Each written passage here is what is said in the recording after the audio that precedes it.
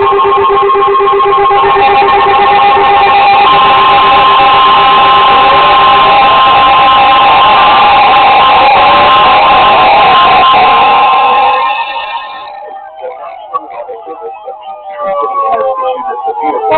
warning for northeastern Cherokee County in north central Georgia, northwestern Forsyth County in north central Georgia, southwestern Lumpkin County in north central Georgia, Dawson County in north central Georgia, southeastern Pickens County in north central Georgia, until 4:15 p.m. Eastern Daylight Time.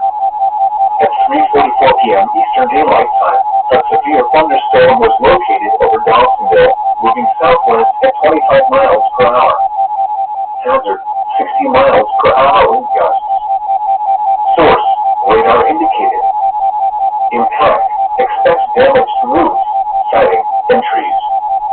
Locations impacted include Kenton, Dawsonville, Ball Brown, Nelson, Free Home, Washington, Doherty, Drew, Union Hill, Marble Hill, Coal Mountain, High Tower, Juneau, Matt, Silver City, Hollis Latham Reservoir, Auraria, Hobart, Middletown, and Ducktown.